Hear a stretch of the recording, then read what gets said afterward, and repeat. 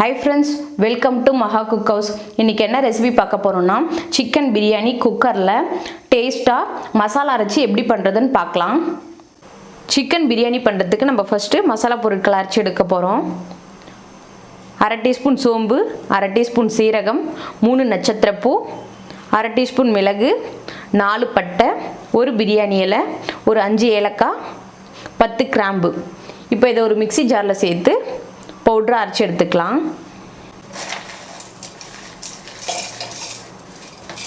இப்போ இந்த மசாலா பொருட்களை நல்லா ஸ்மூத்தா சாஃப்ட்டா அரைச்சு எடுத்துக்கலாம். நம்ம அரைச்சு வச்ச மசாலா பவுடர் சேர்த்துக்கலாம்.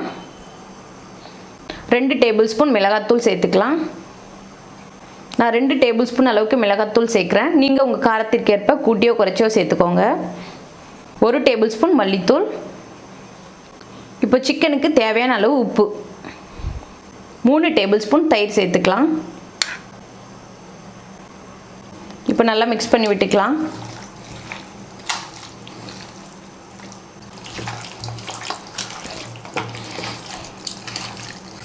இந்த மாதிரி சிக்கனை மேரினேட் பண்ணி வைக்கும்போது மசாலா பொருட்கள்லாம் சிக்கனில் இறங்கி பிரியாணிக்கு நல்ல ஒரு டேஸ்ட் கொடுக்கும். இப்போ இது ஒரு 30 நிமிஷத்துக்கு மேரினேட் பண்ணி வச்சிடலாம். சிக்கன் பிரியாணி பண்ணுறதுக்கு ஒரு குக்கரை சூடுபடுத்திட்டு 3 டேபிள் ஸ்பூன் அளவுக்கு எண்ணெய் சேர்த்துக்கலாம். எண்ணெய் சூடாயிடுச்சு. இப்போ ஒரு சின்ன பிரியாணி இலை, ஒரு துண்டு பட்டை, ஒரு நட்சத்திரப்பூ, 2 ஏலக்காய், 2 கிராம்பு சேர்த்துக்கலாம். நம்ம பிரியாணிக்கு மசாலா பவுடர் அரைக்கும் போதே இந்த பிரியாணி ஸ்பைசஸ் அதிகமாக சேர்த்துருக்கோம், அதனால் குறைவாகவே சேர்த்துக்கோங்க. நான் 2 பெரிய சைஸ் வெங்காயம் கட் பண்ணி வச்சுருக்கேன். இப்போ வெங்காயம் சேர்த்துக்கலாம்.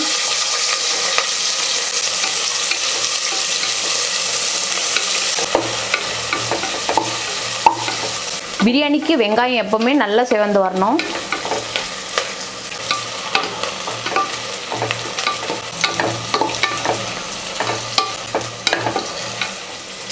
பாருங்க, வெங்காயம் நல்லா செவந்து வந்துடுச்சு.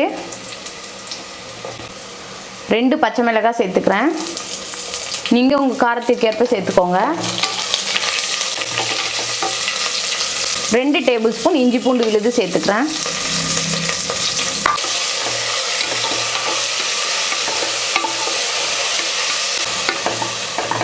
இப்போ தக்காளி சேர்த்துக்கலாம். நான் பெரிய சைஸில் 2 தக்காளி கட் பண்ணி வச்சுருக்கேன். இப்போ தக்காளி சேர்த்துக்கலாம்.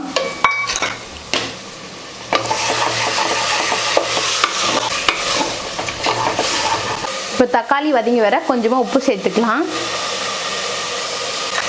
ஆல்ரெடி நம்ம சிக்கன் மேரினேட் பண்ணும்போது உப்பு சேர்த்துருக்கோம், அதனால் பார்த்துட்டு சேர்த்துக்கோங்க.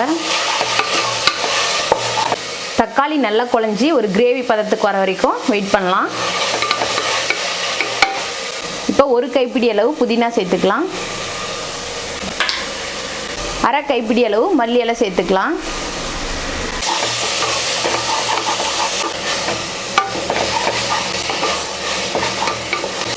கொத்தமல்லி புதினா நல்லா வதங்கி வந்துடுச்சு. இப்போ நம்ம மேரினேட் பண்ணி வச்சுருக்க சிக்கன் சேர்த்துக்கலாம்.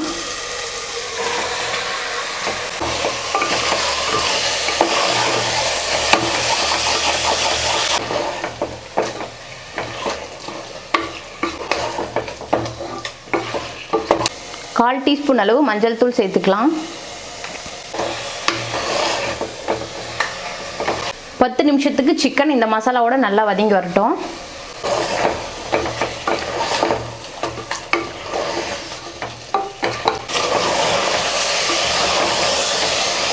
இப்போ தண்ணி சேர்த்துக்கலாம். நான் 2 கப் அளவு பாஸ்மதி ரைஸ்க்கு 3 கப் அளவு தண்ணி சேர்க்குறேன்.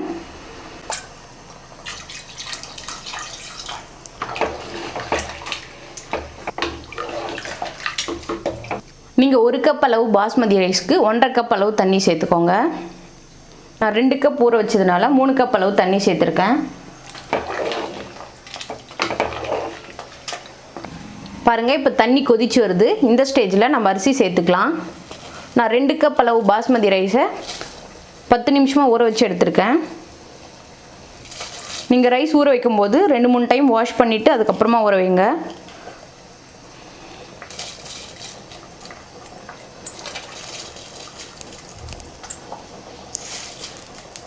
அரிசி சேர்த்துட்டு இந்த மாதிரி உடையாமல் மெதுவாக கலரி விடுங்க. இந்த ஸ்டேஜில் நீங்கள் உப்பு சரி பார்த்துட்டு சேர்த்துக்கோங்க. நான் குறைவாக இருக்கிறதுனால கொஞ்சமாக உப்பு சேர்க்குறேன். இப்போ பாதி எலுமிச்சை பழத்தோட சாறு சேர்த்துக்கலாம்.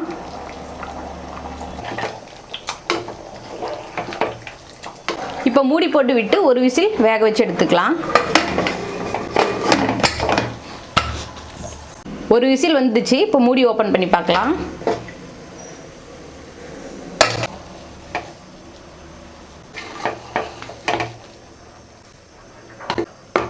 அவ்வளோதாங்க, சிக்கன் பிரியாணி ரெடி ஆயிடுச்சு.